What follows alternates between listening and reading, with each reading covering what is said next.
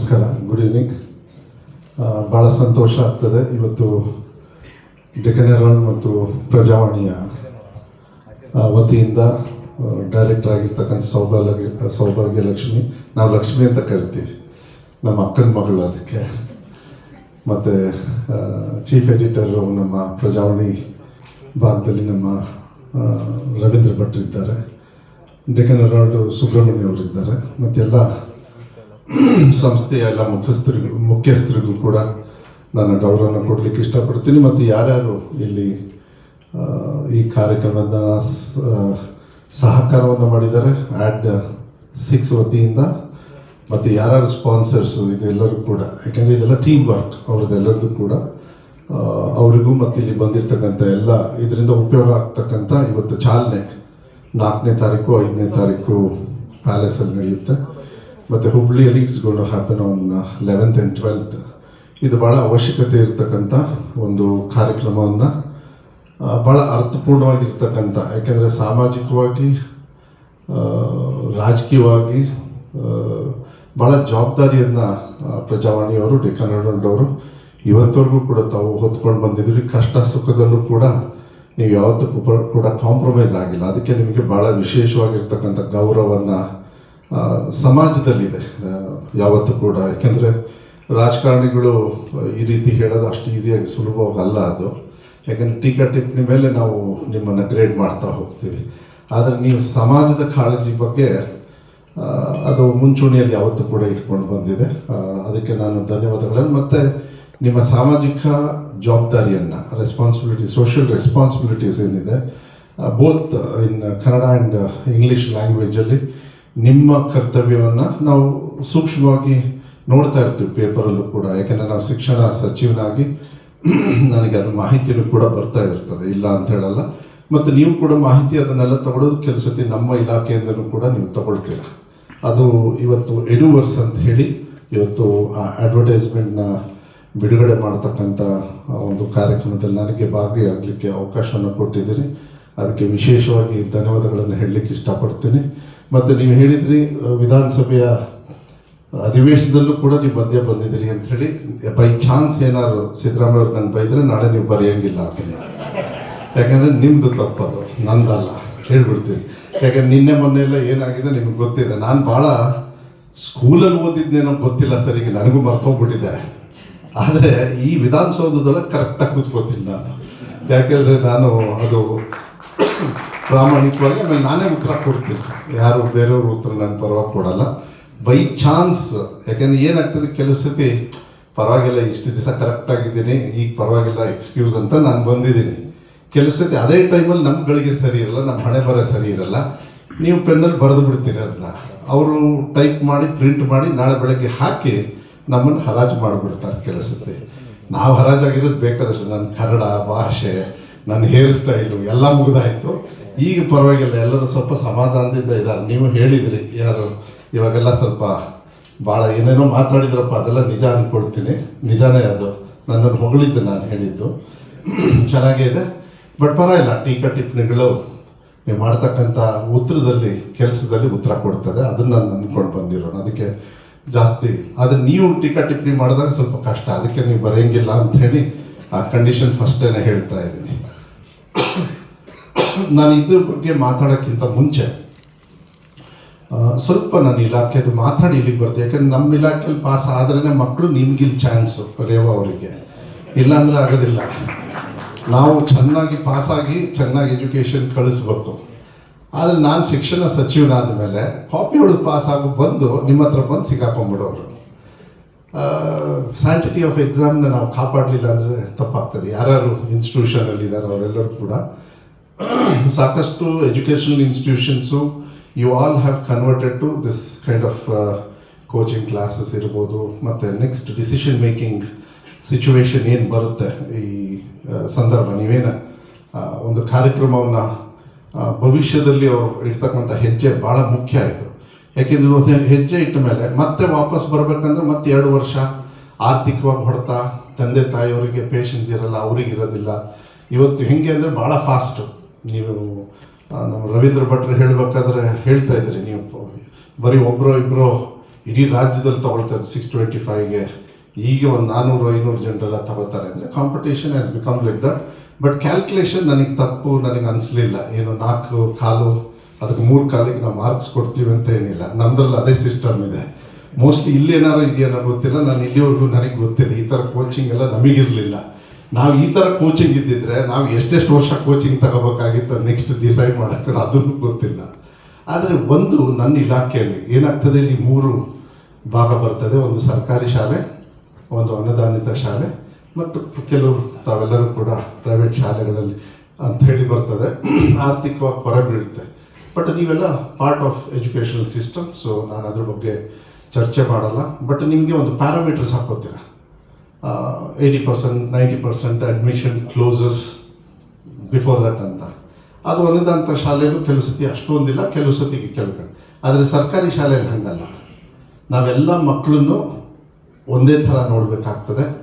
ಅಲ್ಲಿ ಪಾಸ್ ಆಗಿರೋರು, ಫೇಲ್ ಆಗಿರೋರು, ಬಡವ್ರ ಮಕ್ಕಳು, ಅವರು ಇವರು ಆರ್ಥಿಕವಾಗಿ ಕೆಲವು ಸತಿ ನನ್ನ ಇಲಾಖೆಯಲ್ಲಿ ನಾನು ನೋಡಿದ್ದೀನಿ. ಯಾಕೆಂದರೆ ಇದನ್ನು ಮಾತಾಡಬೇಕು ಅನಿಸಿದರೆ ನಿಮ್ಮ ಟೈಮಲ್ಲಿ ಯಾವಾಗಾದರೂ ನಿಮಗೆಲ್ಲ ದೇವ್ರ ಶಕ್ತಿ ಕೊಟ್ಟಾಗ ಎಲ್ಲ ಆರ್ಥಿಕವಾಗಿಯೇ ತಗೊಳ್ಳೋದು ಬೇಡ. ಈಗ ಡೆಕ್ಕನ್ ಹೆರಾಲ್ಡ್ ಅವ್ರು ಮಾಡ್ತಾ ಇರೋದು ಸೋಷಿಯಲ್ ರೆಸ್ಪಾನ್ಸಿಬಿಲಿಟಿ ಮೇಲೆ. I think even you all should do it. Because ಎಷ್ಟು ಕಾಲೇಜ್ಗಳು, ಪ್ರೈವೇಟ್ ಇನ್ಸ್ಟಿಟ್ಯೂಷನ್ಸ್ ಎಲ್ಲ ಆಗಿದೆ ಅಂತ ಹೇಳಿದರೆ ನೀವು ಮಾಡಬಾರ್ದು, ಅದನ್ನ ನಾನು ಚರ್ಚೆ ಮಾಡಲ್ಲ. ನಿಮ್ಮ ಈ ಸಹಕಾರಕ್ಕೆ ಭವಿಷ್ಯ ರೂಪಿಸ್ತಕ್ಕಂಥ ಹೆಜ್ಜೆ ಇದೆಯಲ್ಲ ಬಹಳ ಮುಖ್ಯ. ಬಟ್ ಕೆಲವ್ರಿಗೂ ಕೂಡ ಅವಕಾಶಗಳನ್ನು ಕೊಡಿ. ಸರ್ಕಾರಿ ಶಾಲೆಗಳಲ್ಲಿ ಓದ್ತಕ್ಕಂಥ ಮಕ್ಕಳಿಗೆ ನಾವು ಕೂಡ ಒಂದು 20% ನಿಮಗೆ ಟಾಪರ್ಸಿಗೆ ನಾವು ಸಹಕಾರ ಮಾಡ್ತೀವಿ ಅಂದರೆ ನನ್ನ ಇಲಾಖೆಗೂ ಸ್ವಲ್ಪ ಗೌರವ ಬರುತ್ತೆ. I have to promote my students also. ಈಗ ನಾನು ಬಂದಿರೋದು ನೀವೆಲ್ಲರೂ ಕೂಡ ಮಾತಾಡಿದರೆ ಎಲ್ಲೋ ಆಯ್ತಪ್ಪ ಪರವಾಗಿಲ್ಲ ಅಂಥೇಳಿ. ಯಾಕೆಂದರೆ ನಾವು ಫೇಲ್ ಆಗೋದು ಮಕ್ಕಳನ್ನ ಹಳ್ಳಿ ಕಡೆಗೆ ಏನಾಗ್ತದೆ, 3 ದಿವಸ ತಂದೆ ತಾಯಿಯವ್ರು ನೋಡ್ಕೊಳ್ಬೇಕು. I am using this situation, but ಇಲ್ಲಿಂದಲೇ ಬರೋದು. ಈಗ ಮೊನ್ನೆ ಸಿದ್ದರಾಮಯ್ಯ ಸರ್ಕಾರಿ ಶಾಲೆಯಲ್ಲಿ ಓದಿ ಚೀಫ್ ಮಿನಿಸ್ಟರ್ ಆಗಿದ್ದು, ಅವರು ಪ್ರೈವೇಟ್ ಶಾಲೆಯಲ್ಲ. ನಮ್ಮ ತಂದೆ ಬಂಗಾರಪ್ಪ ಅವರು ಕೂಡ ಸರ್ಕಾರಿ ಶಾಲೆಯಲ್ಲೇ ಓದಿ ಚೀಫ್ ಮಿನಿಸ್ಟರ್ ಆದವರು. ಅದಕ್ಕೆ ನಾನು ಈ ವಿಚಾರಗಳನ್ನು ಒಬ್ಬ ಜವಾಬ್ದಾರಿ ಸ್ಥಾನದಲ್ಲಿದ್ದು ನಾನು ಹೇಳಬೇಕಾಗತ್ತೆ. ಸೊ ನಾವು ಮಕ್ಕಳನ್ನು ನೋಡಿದ್ವಿ, 3 ದಿವಸ ತಂದೆ ತಾಯಿಯವ್ರು ನೋಡ್ಕೋಬೇಕು, 3 ದಿವಸ ಶಾಲೆಗೆ ಹೋಗ್ಬೇಕು, 3 ದಿವಸ ಹೊಲದಲ್ಲಿ ಕೆಲಸ ಮಾಡಬೇಕು, 3 ದಿವಸ ಇಲ್ಲಿ ಓದಬೇಕು. ಅದಕ್ಕೆ ನಮ್ಮ ತಂದೆಯವ್ರು ನೆನಪಿದೆ ನನಗೆ. ಮೋಸ್ಟ್ಲಿ ರವೀಂದ್ರ ಭಟ್ರೆಲ್ಲ ಬರೆದಿರ್ತೀರಿ ನೀವು ಆ ಸಂದರ್ಭದಲ್ಲಿ.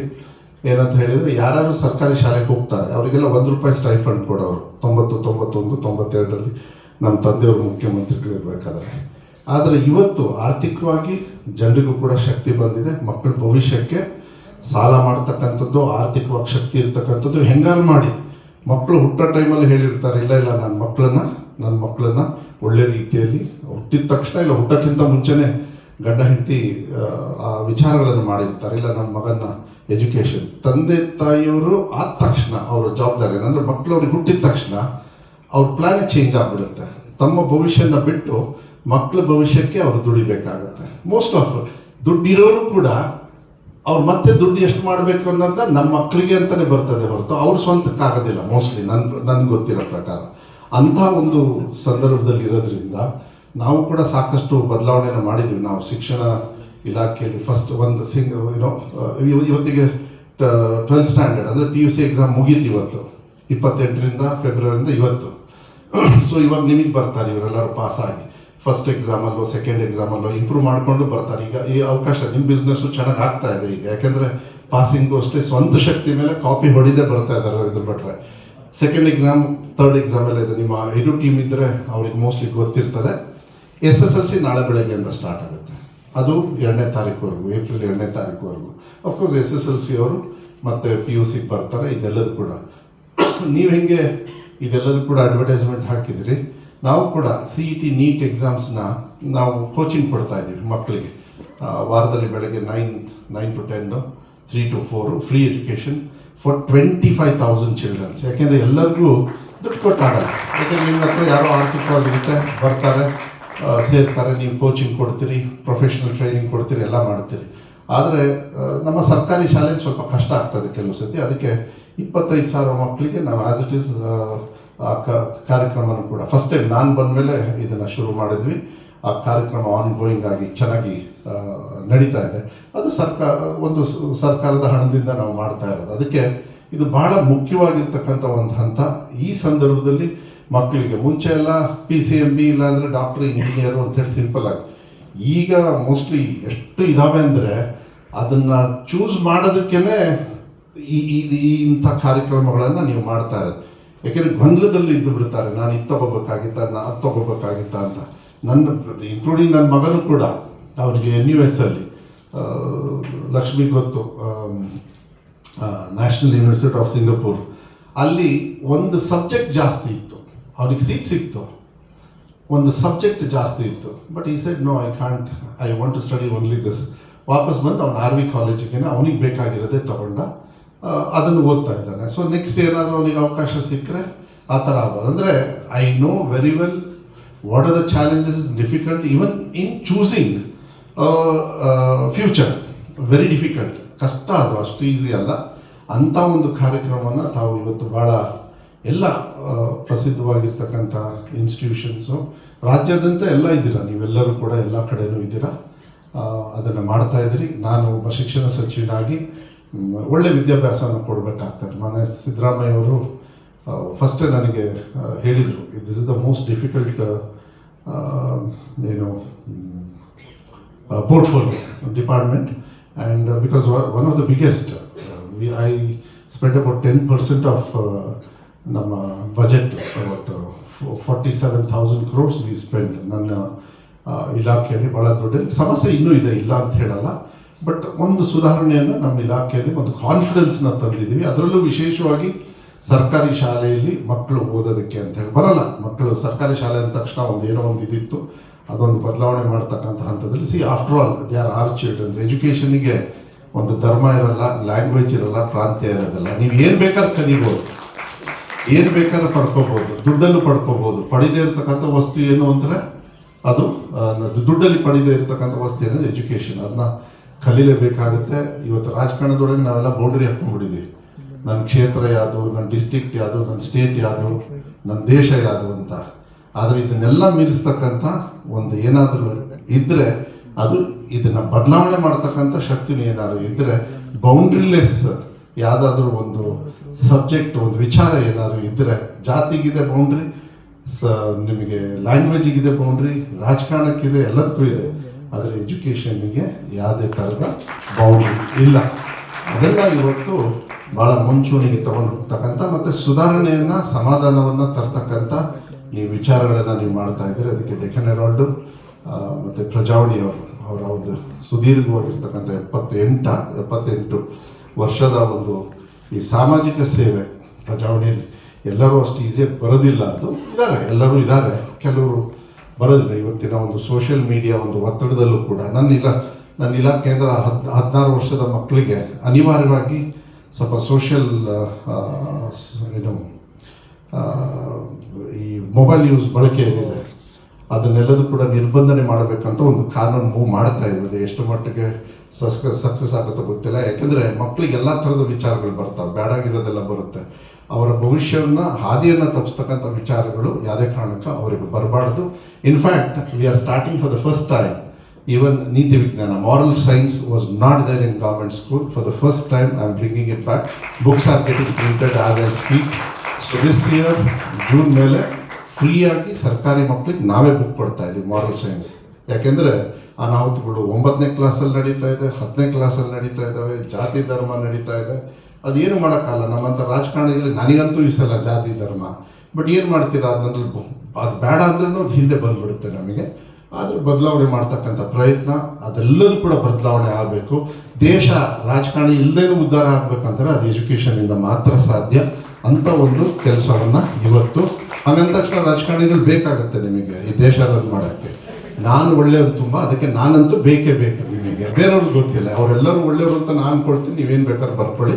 ನನ್ನ ಬಗ್ಗೆ ಒಳ್ಳೆಯದಾಗೆ ಬರೋರಿ, ಯಾಕೆಂದರೆ ನಾನು ಕರೆಕ್ಟ್ ಟೈಮಿಗೆ ಬಂದಿದ್ದೀನಿ ಫಂಕ್ಷನಿಗೆ, ಕರೆಕ್ಟ್ ಟೈಮಿಗೆ ಹೋಗ್ತೀನಿ. ಬಯಸ್ಕೊಂಡ್ರೆ ಇನ್ನೂ ಜಾಸ್ತಿ ಒಳ್ಳೆಯದೇ ನನ್ನ ಹತ್ರ ಬರೀಬೇಕು. ಸೊ ಇಷ್ಟಿರಲಿ, ಭಾಳ ಸಂತೋಷ. ಆಮೇಲೆ ಲೈಟರ್ ನೋಟ್, ಅದು ಪರವಾಗಿಲ್ಲ, ಬಟ್ ಸೊಸೈಟಿಯಲ್ಲಿ ಜವಾಬ್ದಾರಿ ನಮ್ಗೆ ತುಂಬ ಆಗುತ್ತೆ. ನಾಳೆ ದಿವಸ ನಾವು ಮಾಡ್ತಕ್ಕಂಥ ತಪ್ಪುಗಳ ನಿರ್ಧಾರ ಮೋಸ್ಟ್ಲಿ ನಮ್ಮ ಮಕ್ಕಳಿಗೆ ಹೊಡೆತ ಬೀಳುತ್ತೆ. ಅದು ಯಾವುದೇ ಕಾರಣಕ್ಕೂ ರಾಜಕಾರಣದಲ್ಲಾಗಲಿ ಒಂದು ಸಾಮಾಜಿಕ ಕಾಳಜಿ ಇರ್ತಕ್ಕಂಥ ರಾಜಕಾರಣಿಗಳಿರ್ಬೋದು, ನಿಮಗೆ ಈ ಮಾಧ್ಯಮದಲ್ಲಿರ್ಬೋದು, ಎಜುಕೇಷನಲ್ಲಿರ್ಬೋದು, ಎಲ್ಲದರಲ್ಲೂ ಕೂಡ ಅದು ಯಾವುದೇ ಕಾರಣಕ್ಕೂ ಆಗಬಾರ್ದು. Because they are our asset.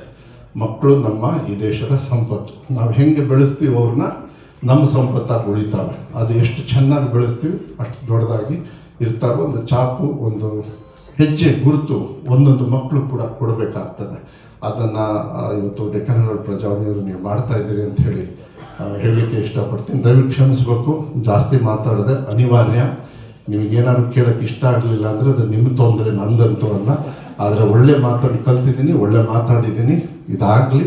ಈ ಕಾರ್ಯಕ್ರಮ ಭಾಳ ದೊಡ್ಡ ಮಟ್ಟದಲ್ಲಿ ರಾಜ್ಯದಲ್ಲಿ ಈ ಸಂದರ್ಭದಲ್ಲಿ ಯಾರ್ಯಾರು ತೀರ್ಮಾನ ಮಾಡ್ತಾ ಇದ್ದಾರೆ, ಇವತ್ತು ಎಕ್ಸಾಮ್ ಮುಗಿಸಿ ಮುಂದೆ ಅವರ ಭವಿಷ್ಯವನ್ನು ರೂಪಿಸ್ತಕ್ಕಂಥ ಎಲ್ಲ ಮಕ್ಕಳಿಗೂ ಕೂಡ ದೇವರು ಒಳ್ಳೇದು ಮಾಡಲಿ.